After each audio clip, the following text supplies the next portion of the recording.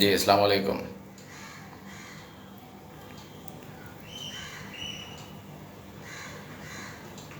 আজকে মূলত দুটো স্লটে আলোচনা করব। প্রথম স্লটে থাকবে সর্বশেষ লাইভের পুনরাবৃত্তি, বিকজ সর্বশেষ ওই লাইভে কিছু সাউন্ডের ত্রুটি ছিল, যার কারণে অনেকেই হয়তোবা স্পষ্ট কথাগুলো বুঝতে পারেননি। যার কারণে প্রথম স্লটে আমরা গত লাইভের পুনরাবৃত্তি করব এবং দ্বিতীয় স্লটে যথারীতি নতুন বিষয় নিয়ে আলোচনা করব।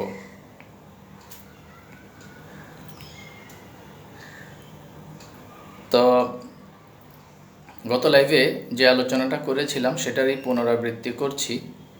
গত লাইভে মূলত আমরা বাংলাদেশের বর্তমান প্রেক্ষাপটে কোন কোন ডাইরেক্ট সেলিং কোম্পানিগুলো অ্যাকচুয়ালি কাজ করছে ফিল্ডে, সেই বিষয়গুলো নিয়ে আমরা একটু আলোচনা করেছিলাম।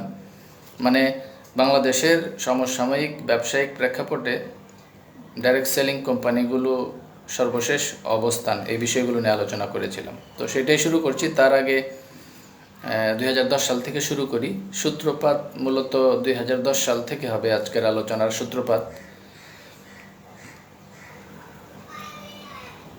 আর যেই ব্যক্তির আলোচনা আমরা করব উনি হচ্ছেন ডাইরেক্ট সেলিং ইন্ডাস্ট্রি নিয়েই কাজ করছেন এরকম একজন বিশেষজ্ঞ, জনাব আমিনুল ইসলাম।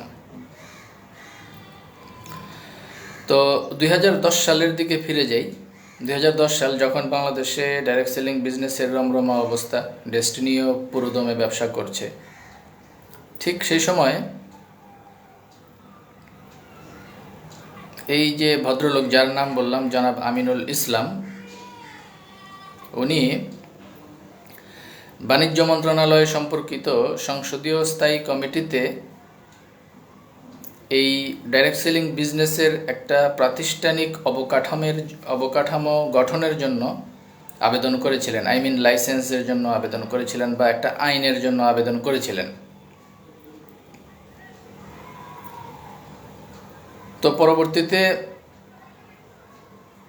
এরই ধারাবাহিকতায় 10 সালের পর 11 সালের খবর আপনারা জানেন। বিজনেস চলছিল বাংলাদেশে, ডাইরেক্ট সেলিং বিজনেস, ডেস্টিনির ব্যবসাও চলছিল। 12 সালে এসে লেখালেখি এবং তারপর ক্রাইসিস, সবগুলো বিষয় তো আপনাদের চোখের সামনেই ঘটেছে। তো দেন 12 সালের পর 13 সালের 7ই অক্টোবর বাংলাদেশে রাষ্ট্রীয়ভাবে এর লাইসেন্স এবং সামগ্রিক বিষয়গুলোকে একটা অবকাঠামোতে আনার জন্য মাল্টি লেভেল মার্কেটিং নিয়ন্ত্রণ আইন 2013 জাতীয় সংসদে পাশ হয় 7ই অক্টোবর 2013। তবে 7ই অক্টোবর 2013 এই MLM আইন পাশ হওয়ার পরে 14 সাল, 15 সাল, 16 সাল, এভাবে সবগুলো বছর তো নিজের চোখেই আপনাদের সামনে দেখেছেন। তো এর ভিতরে কিছু কোম্পানি লাইসেন্স পেয়েছিল, আবার কিছু কোম্পানি লাইসেন্স পায়নি। তো যেই কোম্পানিগুলো লাইসেন্স পায়নি তার ভিতরে ডেস্টিনিও ছিল। তো ডেস্টিনি কেন লাইসেন্স পায়নি, এই ব্যাপারটা সম্পর্কে একটু পরিষ্কার ধারণা আসলে আমাদের নেওয়া প্রয়োজন।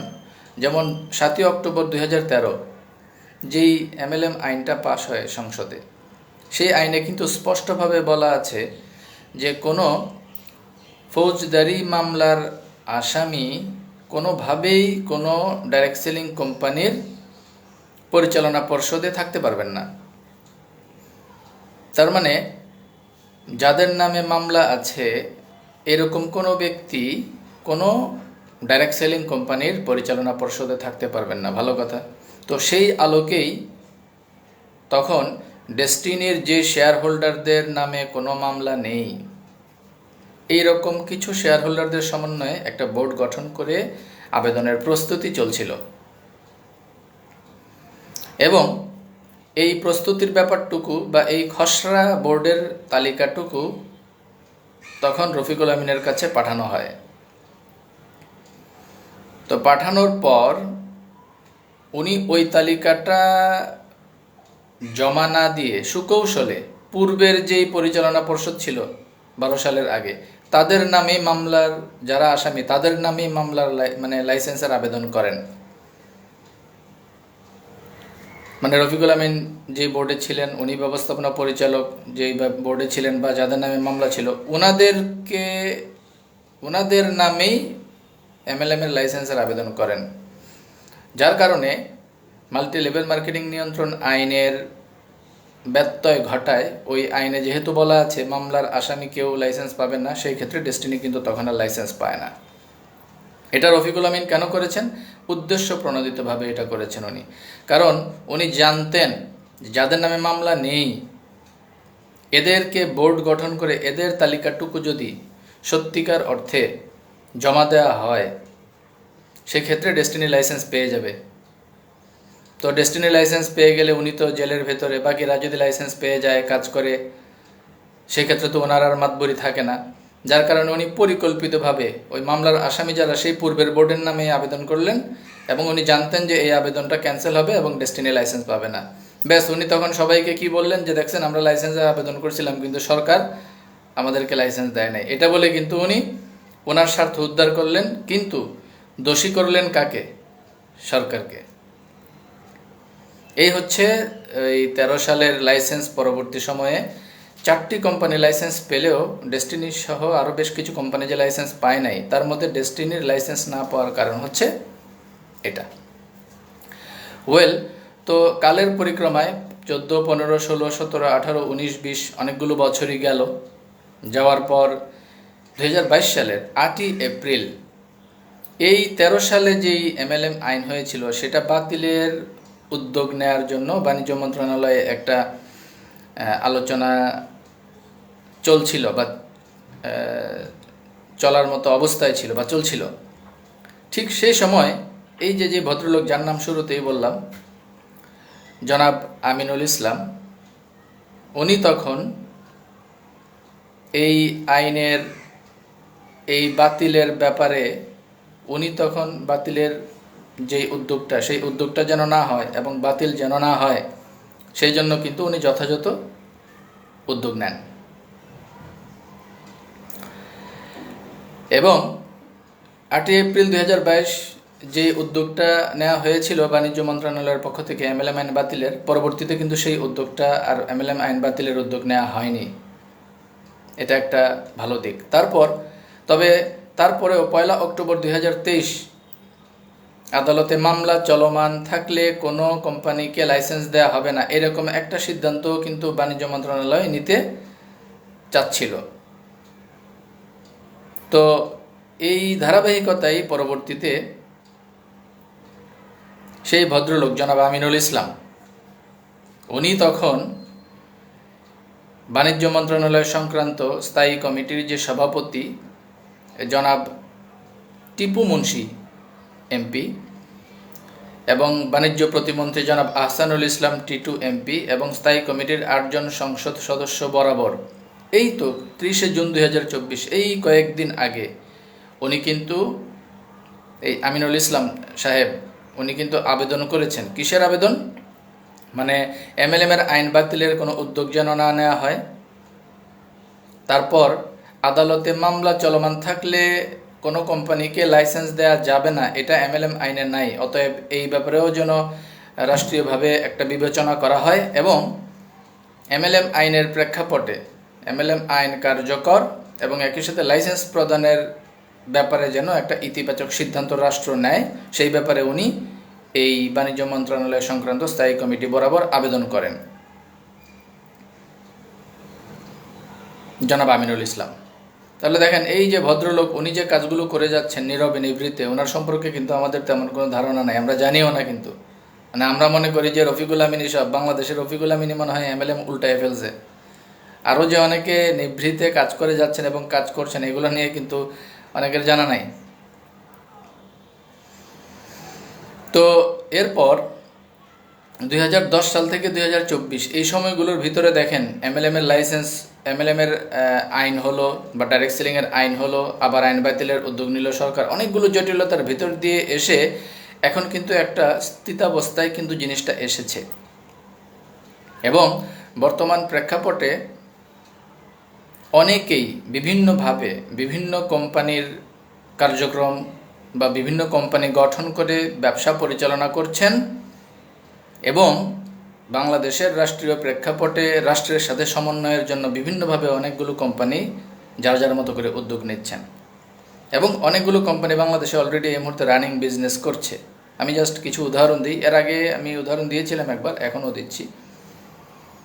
যেমন গত 1 মাসের একটু হিসাব যদি আমরা দেখি, গত 7ই জুন মাসের 7 তারিখ কুমিল্লায় ডিএক্সএন যে কোম্পানি, ডাইরেক্ট সেলিং কোম্পানি আছে, তারা 1000 ডিস্ট্রিবিউটরকে নিয়ে একটা মেগা সেলিব্রেশন প্রোগ্রাম করেছে এবং স্পেশাল ট্রেনিং প্রোগ্রাম করেছে। তার মানে বাংলাদেশে ডিএক্সএন ডাইরেক্ট সেলিং বিজনেস কিন্তু করছে। গেল ডিএক্সএন। এবার আসেন আরও কি কি কোম্পানি বাংলাদেশে ব্যবসা করছে দেখি। 1 জুলাই এই মাসের ফার্স্ট উইকে টিএনসি যে company, Bangladeshi direct selling company TNC Bangladesh limited, তারা 100 ডিস্ট্রিবিউটরকে নিয়ে চায়নায় ট্যুর করেছে এবং ওই চায়নার বিভিন্ন ডাইরেক্ট সেলিং কোম্পানিগুলো তারা ঘুরে দেখেছে এবং সেখানকার বিভিন্ন পণ্য উৎপাদনকারী প্রতিষ্ঠান বা ফ্যাক্টরি এগুলো ওনারা ভিজিট করেছেন। তার মানে টিএনসি কোম্পানিও বাংলাদেশে কিন্তু বিজনেস করছে। প্রথমে দেখলাম কি ডিএক্সএন বিজনেস করছে, তারপরে দেখলাম কি টিএনসি বাংলাদেশে বিজনেস করছে। তার মানে বাংলাদেশে যে আসলে ডাইরেক্ট সেলিং বিজনেস চলছে এটা কিন্তু তার প্রমাণ আরও আছে। 5 জুলাই আমরা কি দেখলাম, এক্সিলেন্ট ওয়ার্ল্ড যেই কোম্পানি, ডেস্টিনিটি ট্রিপল পিএইচডি ছিলেন আনোয়ার এইচ রয়্যাল রানা, ওনার প্রতিষ্ঠিত যেই কোম্পানি, সেই এক্সিলেন্ট ওয়ার্ল্ড চট্টগ্রামের আরবি কনভেনশন হলে প্রায় 1000 লোকের একটা প্রোগ্রাম করেছে, যেখানে বিভিন্ন পদবি অর্জনকারী ডিস্ট্রিবিউটরদেরকে সেলিব্রেশন দেওয়া হয়েছে এবং ট্রেনিং প্রোগ্রামের আয়োজনও ছিল। তার মানে বাংলাদেশে এক্সিলেন্ট ওয়ার্ল্ডও কিন্তু ডাইরেক্ট সেলিং বিজনেস করছে। আচ্ছা, 6 জুলাই আমরা আরও কিছু ইভেন্ট দেখলাম ডাইরেক্ট সেলিংয়ের। যেমন বরিশাল সদরে আমরা দেখলাম ম্যাগনেসা বিডি নামে যে কোম্পানি, তাদের অফিস উদ্বোধন করা হয়েছে প্রায় 100 ডিস্ট্রিবিউটরের উপস্থিতিতে। তার মানে বাংলাদেশে ম্যাগনেসা বিডিও ডাইরেক্ট সেলিং বিজনেস করছে। দেন 6 জুলাই আমরা আরও কিছু বিষয় দেখলাম।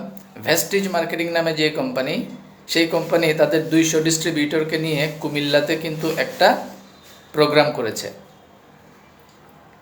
একই দিন গোল্ডেন ডেজ মার্কেটিং নামে যে কোম্পানি, তারা ঢাকার মালিবাগে তাদের কোম্পানির শীর্ষ কর্মকর্তাদের নিয়ে লিডার্স কনফারেন্স করেছে। তার মানে দেখেন, ভেস্টিজ মার্কেটিং কোম্পানি তারা বাংলাদেশে ডাইরেক্ট সেলিং বিজনেস করছে, গোল্ডেন ডেজ কোম্পানি তারা বাংলাদেশে ডাইরেক্ট সেলিং বিজনেস করছে, আরও আছে। 7 জুলাই জিডিএম নামে যে কোম্পানি, তাদের লিডার কনফারেন্স করেছে তারা মালিবাগে, ঢাকার মালিবাগে। এর বাইরে নিউভেরাস, Luminous, TNC, Forever, Golden Days, Healthy Living, Modern Herbal, ওনারা তো ব্যবসা করে যাচ্ছেন। তার মানে বাংলাদেশে কিন্তু এই মুহূর্তে কমপক্ষে আমি এখানেই তো হিসাব করে দেখলাম যে প্রায় 10-15টা কোম্পানি ডাইরেক্ট সেলিং বিজনেস করছে অলরেডি, এবং আরও অনেক কোম্পানি ডাইরেক্ট সেলিং বিজনেস করছে যাদের নাম হয়তো বা এখানে উল্লেখ করা হয়নি। তাহলে আসলে দেখেন, তার মানে বাংলাদেশে কিন্তু ডাইরেক্ট সেলিং বিজনেস চলছে। কি কি দেখেন, আমি আবার একটু রিপিট করি। যেমন DXN 1, Excellent World 2, Vestige Marketing 3, TNC 4, GDM 5, ম্যাগনেসা BD 6, Forever Living 7, Golden Days company 8, Healthy Living 9, Modern Herbal 10, নিউভেরাস 11। তার মানে এই যে দেখেন কতগুলো কোম্পানির নাম বললাম। এরকম আরও খুঁজলে আরও অনেক কোম্পানি পাওয়া যাবে যারা অলরেডি ডাইরেক্ট সেলিং বিজনেস করছে। তাহলে হোয়াই নট ডেস্টিনি? ডেস্টিনি কেন ব্যবসা করতে পারছে না? মানে গত এক যুগে এই যে 15-20-30টা কোম্পানি, যে কোম্পানিগুলোর নাম এতক্ষণ আমরা বললাম, তারা গত এক যুগে 12 থেকে 24 এই এক যুগে বাংলাদেশের ডাইরেক্ট সেলিং হিস্ট্রিতে যে পরিমাণ অবদান রেখেছে তার চেয়ে অনেক হাজার গুণ বেশি অবদান 2012 সালের আগে ডেস্টিনি তো রেখেছিল। তাহলে এত বড় একটা কোম্পানি, এই কোম্পানিগুলো যদি ব্যবসা করতে পারে তাহলে ডেস্টিনি কেন ব্যবসা করতে পারছে না? এখানে কিন্তু প্রবলেমটা কোথায়? প্রবলেমটা তো তাইলে রাষ্ট্রের না। কি বোঝা গেল? প্রবলেমটা অ্যাকচুয়ালি ডেস্টিনির মালিক পক্ষের মধ্যে ছিল। ওই যে বললাম না শুরুতে যে 13 সালে আসলে এমএলএমএল লাইসেন্সের আবেদনটাই এমনভাবে মানে করা উচিত ছিল যেই আবেদনের সাথে মামলার আসামি কেউ থাকবেন না, এরকম হলে কিন্তু লাইসেন্সটা 13 সালেই ডেস্টিনি পেয়ে যায়। কিন্তু ওই যে এটা না করে রফিকুল আমিন ওনার নামেই বা ওনাদের পূর্বের বোর্ডের নামে আবেদন করেছেন একদম উদ্দেশ্যমূলকভাবে, যার কারণে ওই তখন ডেস্টিনি কিন্তু আর লাইসেন্স পায়নি। ইভেন এখনও মানে এই নতুন বোর্ড আসার পর এখন একটা পর্যায়ে তৈরি হয়েছে, কিন্তু তার আগে 20 সালের তলবি সভার আগেও কিন্তু এরকম কোনো সম্ভাবনা ছিল না। অথচ দেখেন 13 সালে যদি ওই সময় মামলার আসামি যারা না, এরকম একটা নতুন বোর্ড করে আবেদন করলে ঠিকই কিন্তু এমএলএমএল লাইসেন্স কিন্তু হয়ে যেত। তার মানে বাংলাদেশে রাষ্ট্রীয় নিয়ম নীতি মেনেই এই যে কোম্পানিগুলো যে ডাইরেক্ট সেলিং বিজনেস করছে, তাহলে ডেস্টিনি যে করতে পারছে না এটার জন্য রাষ্ট্র দেয় না, এটার জন্য ডেস্টিনি নিজে দেয়, মালিক পক্ষ নিজে দেয়। আরও স্পেসিফিকভাবে বললে রফিকুল আমিন দেয়। শুধুমাত্র ওনার ব্যক্তিগত স্বার্থ চরিতার্থ করার জন্য, নিজের নেতৃত্ব কর্তৃত্ব অবৈধভাবে জোর করে ধরে রাখার জন্য উনি অন্য কাউকে স্পেস দেন নাই, ডেস্টিনিকে সিস্টেমেটিক্যালি কলাপস করে রেখেছেন বা রেখেছিলেন। কিন্তু পরবর্তীতে তলবি সভা হওয়ার পর, এই আজকের হাইকোর্ট অ্যাপয়েন্টেড বোর্ড হওয়ার পরে তো সেই ষড়যন্ত্র তো আর টিকে নাই। তো আমরা আশা করছি হাইকোর্ট অ্যাপয়েন্টেড যেই বোর্ড, যেহেতু রাষ্ট্রীয়ভাবেই স্বীকৃতিপ্রাপ্ত এবং রাষ্ট্রই ওনাদেরকে দায়িত্ব দিয়েছে, তো আশা করছি রাষ্ট্রীয়ভাবে স্বীকৃতিপ্রাপ্ত এই বোর্ড যথাযথ লিয়াজো মেনটেনের মাধ্যমে ডেস্টিনি চালুর ক্ষেত্রে গুরুত্বপূর্ণ ভূমিকা রাখবে। এবং আমি বিশ্বাস করি হাইকোর্ট অ্যাপয়েন্টেড বোর্ডের জন্য কাজটা তুলনামূলক সহজ হবে, বিকজ ওনারা কিন্তু সরকারি লোকই বটে। তো এই আমিনুল ইসলাম নামে যে ভদ্রলোক, এই ভদ্রলোকের ন্যূনতম অবদান হলেও কিন্তু আছে আজকের এই এত দূর আসার পেছনে। এই কারণেই মূলত শুরুতে ওই ভদ্রলোকের নাম উচ্চারণ করা এবং 2010 সাল থেকে মূলত কিছু ইতিহাস নিয়ে আলোচনা করা। তো আসেন এবার আমরা আমাদের পরবর্তী পয়েন্টে চলে যাই, সেকেন্ড স্লটে চলে যাই। প্রথম স্লটের বিষয়টা জাস্ট পুনরাবৃত্তি করলাম, যে গত লাইভে আমরা যে আলোচনাগুলো করেছিলাম এগুলোর জাস্ট একটু পুনরাবৃত্তি হলো। তো এই ক্ষেত্রে আরেকটা তথ্য আপনাদেরকে দেই, এই যে গত 9 তারিখ, আজকে তো 11 তারিখ, গত 9 তারিখ সংসদীয় কমিটির সভায় ডিরেক্ট সেলিংয়ের ইতিবাচক বিষয়গুলো উপস্থাপনের জন্য বাংলাদেশের 10টা ডাইরেক্ট সেলিং কোম্পানি যৌথ সভা করেছে গুলশানের জব্বার টাওয়ারে গত 9 তারিখ 9 জুলাই সন্ধ্যা 7টায়। তার মানে দেখেন বাংলাদেশে আরও অনেক কোম্পানি কিন্তু ডাইরেক্ট সেলিংয়ের জন্য কাজ করছে এবং রাষ্ট্রের সাথে লিয়াজো করার জন্য বা কোঅর্ডিনেশন করার জন্য যথাযথভাবে কিন্তু তারা সচেষ্ট। তো এই যে দেখেন এত কিছু হয়ে যাচ্ছে, এত কোম্পানি বাংলাদেশে কাজ করছে, এত ডাইরেক্ট সেলিং কোম্পানি বাংলাদেশে বিজনেস ফর্ম করছে এবং রাষ্ট্রীয়ভাবে লিয়াজো করার চেষ্টা করছে, আমাদের খবরই নাই। আমরা আছি কি নিয়ে? রফিকুল আমিনের জামিন হবে কবে, রফিকুল আমিনের জামিন হবে কবে, এগুলো নিয়ে। রফিকুল আমিন তো এটাই চাচ্ছিল যে সবাই যেন ওনাকে নিয়ে ব্যস্ত থাকে। মানে উনি পরিকল্পিতভাবে উনি কিছু কৃত্রিম সংকট তৈরি করে রাখে সব সময়, যাতে এই কৃত্রিম সংকটের কারণে কোনো কিছুই যেন সামনে না আগায়। এবং তাতে করে কি হয়, সবাই মনে করে যে আসলে তো রফিকুল আমিন ছাড়া কিছু হবে না। তার মানে ওনার ডিমান্ড উনি এভাবেই ধরে রাখে, একটা কৃত্রিম সংকট তৈরি করে উনি ওনার ডিমান্ড ধরে রাখে। এই গত এক যুগে আমরা দেখেছি। কিন্তু তলবি সভা হওয়ার পর ধীরে ধীরে আজকের এই হাইকোর্ট অ্যাপয়েন্টেড বোর্ড এই আসার পর এখন কিন্তু এই ওনার সব গোমর ফাঁস হয়ে গেছে এবং মানে ওনার ছল চাতুরি চালাকি সব তো এখন পরিষ্কার। তো যাই হোক, নতুন বোর্ড, কোর্ট অ্যাপয়েন্টেড বোর্ড খুব গতিশীল লক্ষ্যেই কাজ করছে, খুব গতিশীলতার সাথেই ওনারা কাজ করে যাচ্ছেন এবং সামনে হয়তোবা আরও ভালো কিছু রেজাল্ট আমরা পাবো। কিছু ওনাদের অ্যাক্টিভিটিসের কিছু তথ্য একটা প্রোগ্রামে আমি শেয়ার করেছিলাম আপনাদের সাথে। তো বুঝতেই পারছেন যে ওনারা কাজ করছেন, আরও কিছু কাজ চলছে আন্ডারগ্রাউন্ডে, সামনে হয়তো আমরা আরও বেশ কিছু ভালো মেসেজ ইনশাল্লাহ পাবো। তো এবার আসেন চলে আসি আজকের লাইভের সেকেন্ড স্লটে। সেকেন্ড স্লট হচ্ছে দালাল গোষ্ঠীর আলোচনা। গত মঙ্গলবার আমরা হাসান সাব এবং শহীদ সাব, দুই সাবের দুইটা লাইভ দেখলাম। তবে শহীদ সাবের লাইভ শুনে তো মজা পাইলাম না। এই এখন এদের তো এখন বলার কিছু নাই, মানে এদের তো একটাই পয়েন্ট বলার উদ্দেশ্য, এদের আলোচ্য বিষয় বা উপজীব্য বিষয় একটাই, সেটা হলো মামলা মামলা মামলা।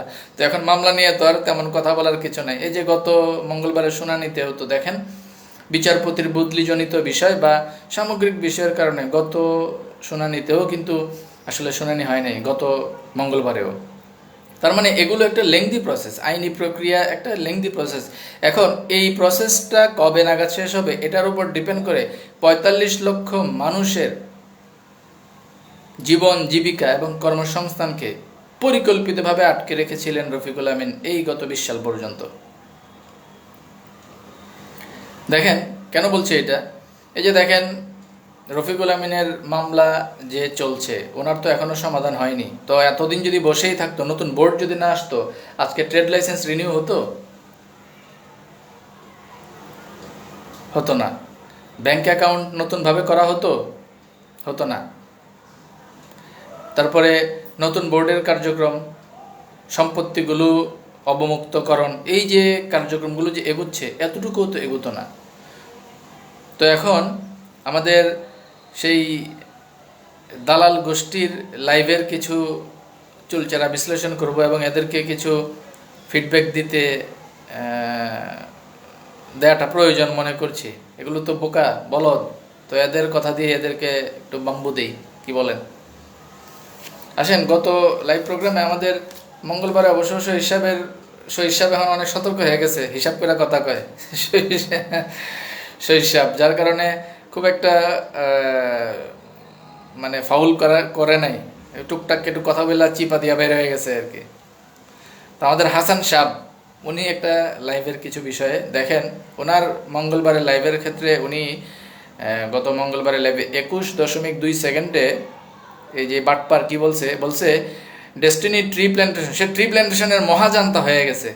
সে ট্রি প্ল্যান্টেশনের বিষয়ে কিছু তথ্য দিছে। কি বলছে ডেস্টিনি ট্রি প্ল্যান্টেশন লিমিটেডে বিনিয়োগকারীদের কোনো কাজ নেই। হ্যাঁ, আসলে তো কোনো কাজ নেই, আমরা জাস্ট ইনভেস্ট করছি।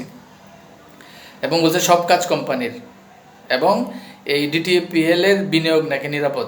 আচ্ছা, ডিটিপিএল এর বিনিয়োগ কি এখনো পর্যন্ত আমরা নিরাপদ মনে করছি? এই বাটপারই তো বলছে যে অনেক গাছ উজাড় হয়ে গেছে, আবার সে এখন বলে যে ডিটিপিএল এর বিনিয়োগ নিরাপদ।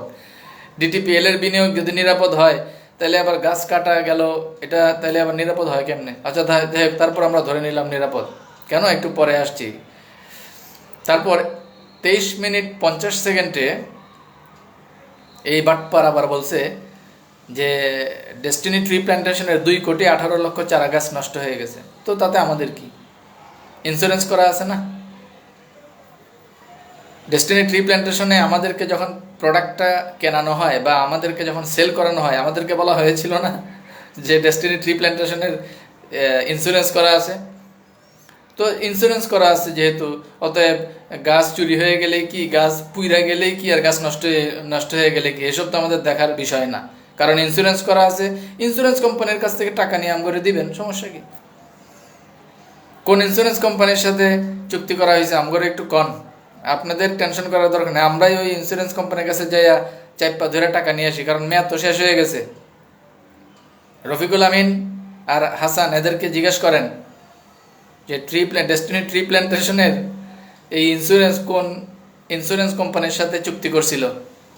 তো ইন্স্যুরেন্স কোম্পানির সাথে চুক্তি করলে ক্ষতিপূরণ তো ইন্স্যুরেন্স কোম্পানি দিবে, আমরা সেখান থেকে নিয়ে নেব মেয়াদ শেষ হয়ে গেলে। অতএব ওই গাছ চুরি হয়েছে, এই হয়েছে, সে হয়েছে, বা নষ্ট হয়ে গেছে, আমি এই গত 10 বছরে আমরা রক্ষণাবেক্ষণ করতে পারি না, এইসব কথা বলে তো মালিক পক্ষের পার পাওয়ার কোনো সুযোগ নাই। ইন্স্যুরেন্স করছেন না, ইন্স্যুরেন্সের এখান থেকে ক্ষতিপূরণের টাকা টুকা দেন করে শেষ। কোন কোম্পানি, কোন ইন্স্যুরেন্স কোম্পানির সাথে চুক্তি করছেন কন, আম করে নামটা কন। আমরা আপনাদের কিছু করা লাগবে না, আমরা নিজ উদ্যোগে আমরা ওই ইন্স্যুরেন্স কোম্পানির সাথে যোগাযোগ করবো, সমস্যা নাই। তবে আমার কি ধারণা জানেন, আমার ধারণা অ্যাকচুয়ালি কোনো ইন্স্যুরেন্স কোম্পানির সাথে চুক্তিমুক্তি হয় নাই। এগুলো সব হলো রফিকুল আমিনের মানে ভাওতাবাজি, ধান্দাবাজি। যদি কোনো ইন্স্যুরেন্স কোম্পানির সাথে চুক্তি হয়ে থাকে তাহলে ওই কোম্পানির নাম বলুক, আমরা জানতে চাই, এবং সেই ইন্স্যুরেন্স কোম্পানিতে খোঁজ নিয়ে দেখতে চাই যে আসলে ইন্স্যুরেন্স করা আছে কিনা। তাহলে সেই ক্ষেত্রে ওই ক্ষতিপূরণের টাকা আমরা ইন্স্যুরেন্স কোম্পানি থেকে নিব। কি হাসান সাহেব, আপনি ইন্স্যুরেন্স কোম্পানির নাম বলবেন, কোন কোম্পানির সাথে ইন্স্যুরেন্স কোম্পানির সাথে ডেস্টিনি ট্রি প্ল্যান্টেশনের চুক্তি হয়েছিল, এটা আমাদেরকে জানাবেন। আচ্ছা, 33.37 সেকেন্ডে সে আবার বলছে, এই বাটপার বলছে যে ডেস্টিনির সকল কার্যক্রম নাকি 2টা মামলার জন্য থাইমা আছে। তো এই বাটপার, সকল কার্যক্রম যদি 2টা মামলার জন্য থাইমা থাকে তাহলে 12 থেকে 20 পর্যন্ত কোষের টাকা উঠাইলি কেমনে? স্বপ্ন শহর রাশ প্রজেক্ট D2K অ্যাসোসিয়েটসের ব্যানার দিয়ে এই রকম মানে লাখ লাখ কোটি কোটি টাকা উঠাইলি কেমনে, সব কার্যক্রম যদি বন্ধই থাকে? তারপরে সুপার ইয়রের ধান্দাবাজি কোম্পানিতে 100 টাকায় 1800 টাকার লাভের লোভ দেখাইয়া টাকা উঠাইলি কেমনে, মামলার কারণে যদি সব কার্যক্রম বন্ধ থাকে? মামলার কারণে সব কার্যক্রম যদি বন্ধই থাকে তাহলে নতুন বোর্ড এখন ট্রেড লাইসেন্স রিনিউ করলো কিভাবে? ব্যাংক অ্যাকাউন্ট নতুনভাবে ওপেন করলো কিভাবে? বোর্ড হইল কেমনে? বোর্ড মিটিং হয় কেমনে?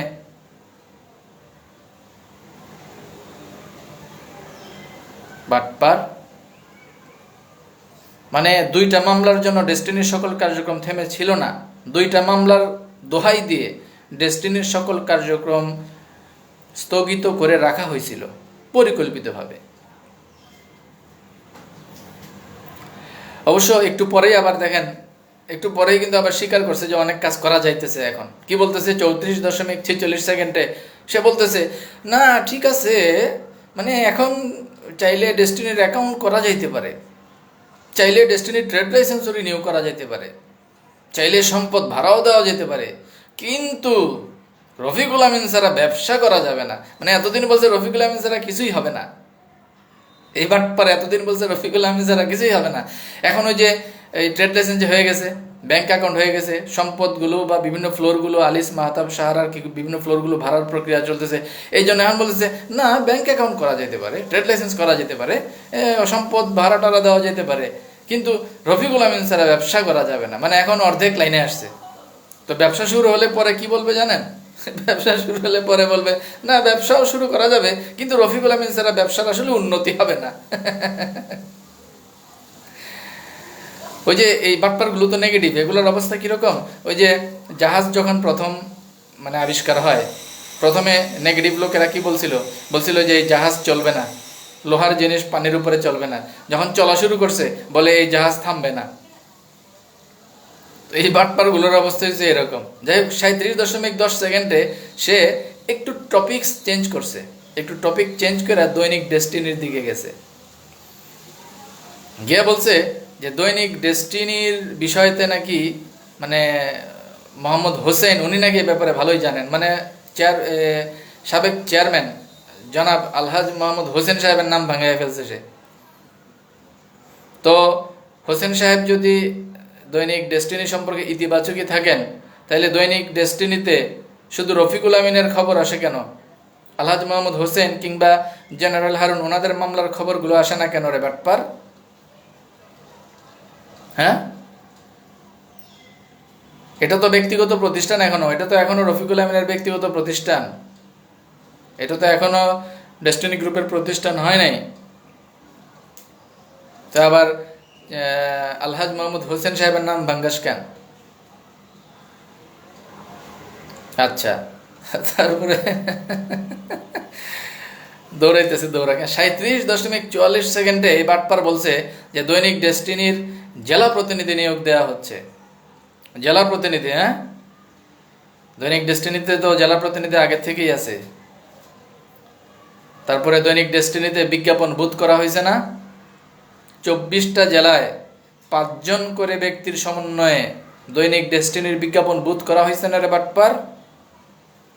এই যে 24টা জেলায় 5 জন করে ব্যক্তি, মানে 120 জন, ওনারা প্রত্যেকে 50,000 টাকা করে বিজ্ঞাপন বুথের জামানত দিয়ে আজীবনের জন্য ওই সংশ্লিষ্ট জেলার ফ্র্যাঞ্চাইজি কিনে নিয়েছেন দৈনিক ডেস্টিনির। এবং এই বিজ্ঞাপন বুথের নিয়োগের ক্ষেত্রে আলোচনা যেটা চুক্তি, সেটা হলো আজীবন ওই সংশ্লিষ্ট জেলা থেকে যত বিজ্ঞাপন আসবে ওই বুথের মালিকানায় যারা আছেন তারা 5% করে কমিশন পাবেন। এগুলো ভুলে গেছিস বাটপার? হ্যাঁ, জেলা প্রতিনিধি নিয়োগ দে, পশ্চাতে হান দেয় দিব তোর জেলা প্রতিনিধি। এই যে 24টা জেলায় 120 জন ব্যক্তি, 5 জন করে, যারা 24টা জেলায় যারা বিজ্ঞাপন বুথের টাকা দিয়ে বুথ নিলেন, এদেরকে বাদ দিয়ে তারপর প্রায় 2000 প্রতিনিধি যে নিয়োগ হলো এতদিন পর্যন্ত, এদেরকে বাদ দিয়ে দৈনিক ডেস্টিনি চালাবি? চালা। তুই কেন? তোর গুরু রফিকুল আমিনও এই ব্যক্তিদেরকে বাদ দিয়ে দৈনিক ডেস্টিনি চালাইতে পারবে না, আমরা চালাইতে দিব না। চালা দেখি। এখনো তো কিছুই শুরু হয় নাই। দৈনিক ডেস্টিনির আন্ডারগ্রাউন্ডে কি যে কাজ চলছে এটা তো জানিসই না। হাগামোতা বের হয়ে যাবে। মাহতাবে ফ্লোরগুলো তো বর্তমান কোর্ট অ্যাপয়েন্টেড বোর্ড ভাড়া দিয়ে দিচ্ছে। তো ভাড়া দিয়ে দিলে তোরা তো থাকবি চিপায়, ওই 6 তলার ভিতরে যে চিপার মধ্যে একটা ফ্লোর নিয়ে যে অফিসে বসছ, তোরা তো থাকবি চিপায়। তো মাহতাবের সামনে যদি 100 সাংবাদিক ব্যানার নিয়ে মানববন্ধনে দাঁড়ায়, আমরা প্রতারিত এই কথা বইলা যদি মানববন্ধনে দাঁড়ায়, হাগামোতা বাইরে হয়ে যাবে কিন্তু রে। আর এই যে প্রতিনিধি নিয়োগ দেওয়া হয়েছিল প্রায় 2000, প্রত্যেকের নিয়োগের বিপরীতে যে জামানত ছিল সেটা হলো ফেরতযোগ্য জামানত। অতএব এখানে কাউকে বাদ দেওয়া যাবে না। কাউকে বাদ দিতে গেলে আগে জামানতের টাকা ফেরত দিতে হবে, বিজ্ঞাপন ভূতের টাকা ফেরত দিতে হবে, তারপরে বাদ দিতে হবে। কথা খুব পরিষ্কার। তো তুই দৌড়া, দেখি তুই কত দৌড়াইতে পারস।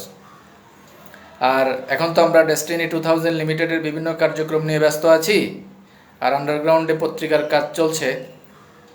আর একটু পরিশীলিত হোক, যথাসময়ে দৈনিক ডেস্টিনির বাম্বু আসতেছে, রেডি থাকিস। জেলা প্রতিনিধি নিয়োগ দিবি? দে।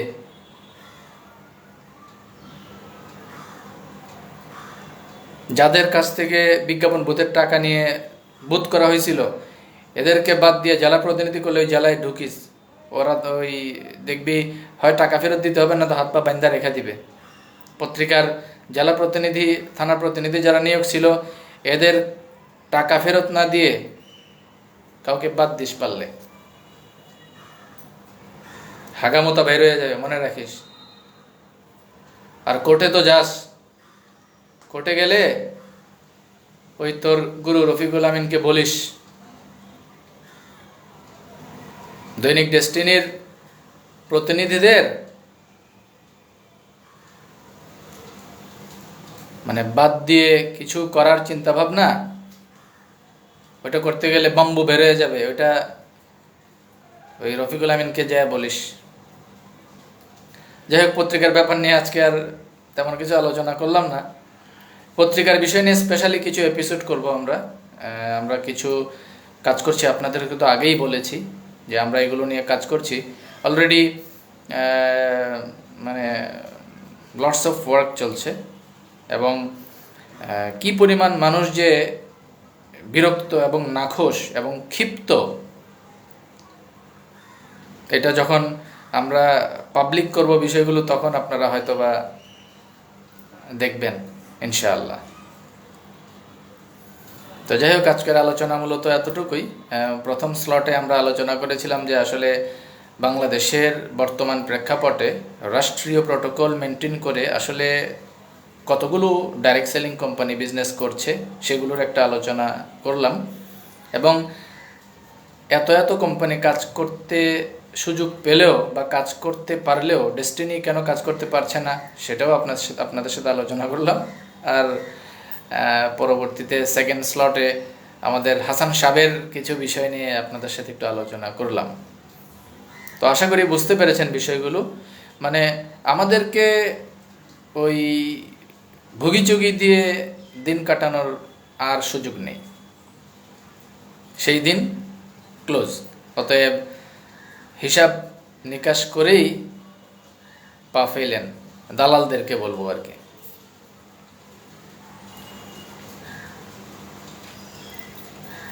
তো আজকে এতটুকুই। নেক্সট লাইভে আমরা ভিন্ন কিছু টপিকস নিয়ে আসব। জাস্ট গত লাইভে সাউন্ডের কিছু ত্রুটি ছিল বিধায় ওটার একটু পুনরাবৃত্তি করলাম আমরা, এবং সার্বিক কিছু বিষয় নিয়ে আমরা আলোচনা করলাম। অতিথি রিলেটেড কিছু বিষয় নিয়ে আমরা কাজ করছি। আমরা আরও কিছু অতিথিদেরকেও আপনাদের সামনে উপস্থাপন করবো ইনশাআল্লাহ ইন ফিউচার। তো সেই পর্যন্ত সবাই ভালো থাকেন, দেখা হবে ইনশাআল্লাহ নেক্সট লাইভে। আসসালামু আলাইকুম।